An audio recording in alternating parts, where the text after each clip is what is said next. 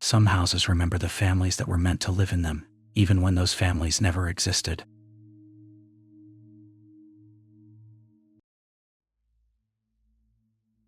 Sarah's camera bag hit the passenger seat with a familiar thud as she pulled into the Willowbrook Estates development. 3 years abandoned, according to her client. The housing market crash had killed the project before a single family moved in. Now the bank needed documentation for the insurance claim. She'd photographed plenty of abandoned properties, but Willowbrook was different the moment she stepped out of her car.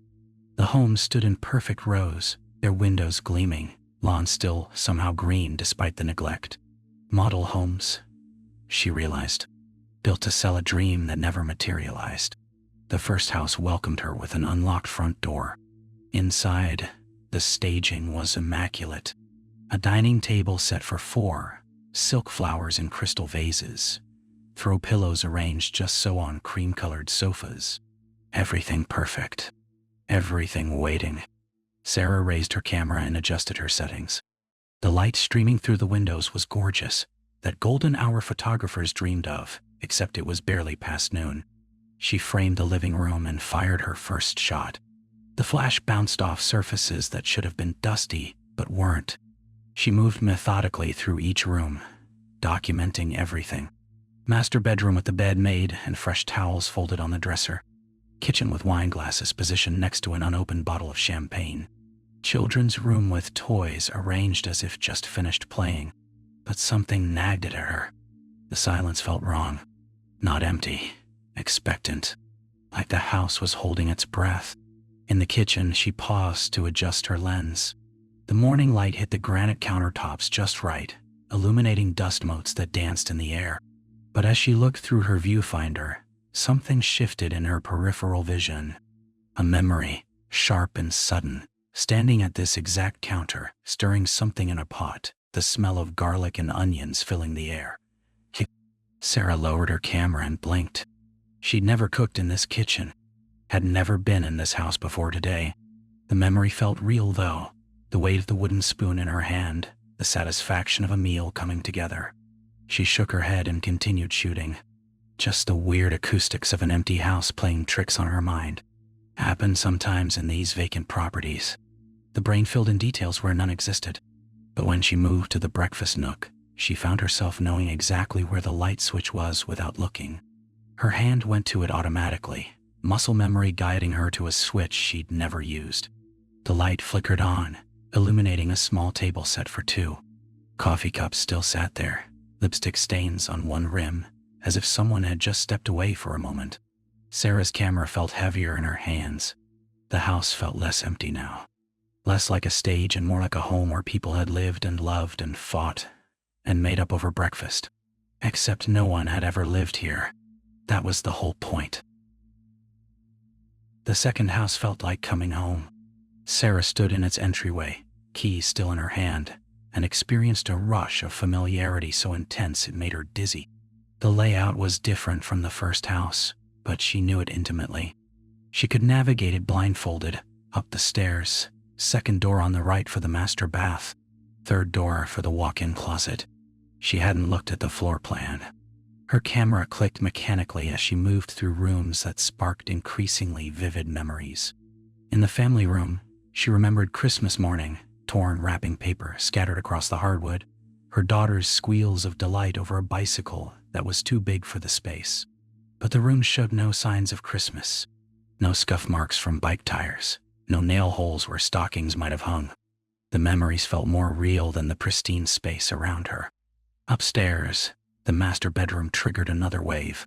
She could feel herself lying in that bed during a terrible flu, fevered dreams mixing with the sound of her husband's worried voice on the phone with the doctor, the concern in his eyes, the cool washcloth on her forehead. But dust patterns on the nightstand showed perfect circles where staged lamps had sat undisturbed for years. No indentations in the mattress.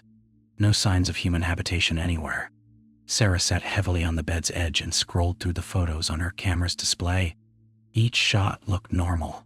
Empty rooms, perfect staging, afternoon light streaming through windows. But she remembered taking different pictures. Pictures with people in them. Her people. The third house was worse. She knew exactly which floorboard creaked in the hallway.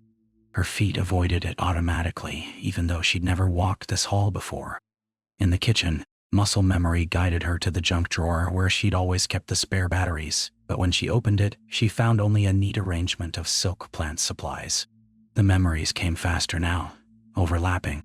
Birthday parties in the backyard that was still just dirt and contractor stakes. Arguments in the dining room about money, about her mother, about whether to have another child. Making up afterward in the same room, holding each other while rain hit windows that had never seen a storm. Each memory was complete, textured with emotion and sensory detail. The sound of her husband's laugh, the way her daughter's hair smelled after a bath, the weight of the mortgage payment that kept them up at night, worrying in whispers so they wouldn't wake the kids. But there were no kids. There was no husband. Sarah lived alone in a studio apartment across town, had never been married, never wanted children. Her life was quiet and ordered and completely different from these suburban family memories flooding her consciousness. She tried to focus on the real world, the staged furniture, the sterile perfection, the complete absence of lived experience in these spaces. But the false memories felt more genuine than her actual life, more detailed, more emotionally resonant. In the fourth house, she didn't even need to look at the address. She knew the key would be under the ceramic frog by the front door, left side behind the geranium pot that wasn't there. The key was exactly where she expected it to be. The photo album sat on the nightstand like it had always been there. Sarah stared at it, her camera hanging forgotten around her neck. She knew that album, knew the worn leather cover, the way the binding had started to separate at the spine. She'd organized those photos herself, spent hours arranging them just right, writing captions in her careful handwriting. Except she'd never owned a photo album like that. Had never printed physical photos in the digital age. Her hands shook as she opened it. The first page showed a young couple standing in front of this exact house, holding keys and grinning at the camera. The woman looked exactly like Sarah, but younger, happier. The man was tall, with kind eyes, and a slightly crooked smile she remembered loving. But she'd never met him, had never stood in front of this house, had never smiled like that in her entire life. She flipped pages with growing horror. There she was at a housewarming party, surrounded by friends she recognized, but had never met. There she was pregnant, glowing in a rocking chair that still sat in the corner of this very room. There she was in a hospital bed, holding a wrinkled baby while the kind-eyed man looked on with tears of joy. Every photo told the story of a life she'd never lived, but remembered perfectly. The memories crashed over her now, unstoppable. The pregnancy scare when they were just dating. The proposal in the restaurant downtown, she could still taste the champagne, still feel the ring sliding onto her finger. Fertility struggles before their first child. The miscarriage they never talked about. The joy when their daughter finally came, perfect and screaming and beautiful. All of it felt absolutely real. More real than her sparse studio apartment, her solitary meals, her careful photographer's life, with no one to come home to. She turned more pages. Birthday parties, Christmas mornings, family vacations. A whole life documented in careful detail. She remembered taking most of these photos, setting up the shots, trying to capture perfect moments of their imperfect but wonderful family. Then she stopped breathing. On the last page was a photo she definitely remembered taking. The family stood in the backyard of this house, all four of them, her husband, their daughter, their son who came 3 years later. But she was behind the camera in this shot. Someone else had taken it. Someone else was documenting her life. Sarah fumbled for her camera and scrolled through today's photos. The images on the small LCD screen weren't what she remembered shooting. Instead of empty rooms, she saw the same family from the album. Her family, living their life in these houses, existing in spaces she was documenting. She'd been here before. The realization hit her like a physical blow. This wasn't her first assignment at Willowbrook. She'd photographed this development many times, documenting the same perfect family in the same perfect homes. But why couldn't she remember the other visits? Why did this feel like her first time here? The album slipped from her numb fingers and fell to the floor, pages fluttering. As they settled, Sarah caught sight of something that made her blood freeze. On every page, in every photo, the family was looking directly at the camera, directly at her, and they were smiling. Sarah ran Dottie. She left the album scattered on the bedroom floor and stumbled downstairs that felt like home, past a kitchen where she'd never cooked, through a living room where she'd never laughed with children who didn't exist. Her camera bag caught on the doorframe as she fled, and she didn't stop to untangle it, just yanked it free and kept running. In her car, hands shaking too badly to start the engine on the first try, she tried to remember her real life, her apartment, her actual clients, quiet evenings editing photos alone. But those memories felt thin now, insubstantial compared to the rich family life she'd just experienced in those houses. Which version was real? She managed to start the car and pulled away from Willowbrook Estates. But when she reached the main road, she hesitated. Left would take her back to the city, back to her studio apartment and her solitary life. Right would take her to the house where her family was waiting for dinner. Sarah sat at the intersection, turn signal blinking, paralyzed by competing certainties. She could remember both lives with perfect clarity. The lonely photographer and the suburban mother. They couldn't both be true. Could they? She turned left toward the city, but when she tried to remember her apartment's address, the numbers wouldn't come. She knew the street name, knew the general area, but the specific details felt fuzzy. Had she lived there 5 years or 3? What color were the walls? Meanwhile, she could recite her Willowbrook address without hesitation, could describe every room in perfect detail, down to the loose handle on the kitchen cabinet and the way the bedroom window stuck when it rained. Her phone buzzed. A text from David. Her husband's name appeared in her contacts, even though she'd never entered it there.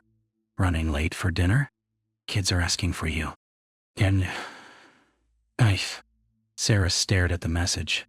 She didn't recognize the number, but her heart responded to the name, to the casual intimacy of the text. She found herself typing back, "On my way home. Need sure." Then she deleted it before sending. At her apartment, her real home, she insisted to herself. Sarah dumped her camera bag on the small kitchen table and immediately began reviewing the day's work. The client would want the photos processed quickly for the insurance claim. But when she opened her portfolio folder on her laptop, her breath caught. Hundreds of photos from Willowbrook Estates, dated over the past 3 years, all showing the same thing: a happy family living in the model homes, playing in yards, cooking in kitchens, celebrating holidays in living rooms that were supposedly never inhabited. She was in many of the photos herself, sometimes behind the camera, sometimes in front of it. A woman who looked exactly like her, living a life she couldn't remember choosing. The most recent folder was labeled "Today's Shoot." Sarah opened it with trembling fingers. The first photo showed her family at breakfast this morning. The morning she remembered spending alone in her apartment. There was her daughter, syrup on her chin. Her son, school backpack ready by the door. Her husband, reading something on his phone while drinking coffee from the mug she'd given him for Father's Day.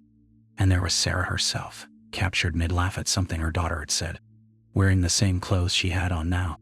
Below the photo was a caption in her own handwriting: "Day 11/27 at Willowbrook Dartdole. The family grows more real each time."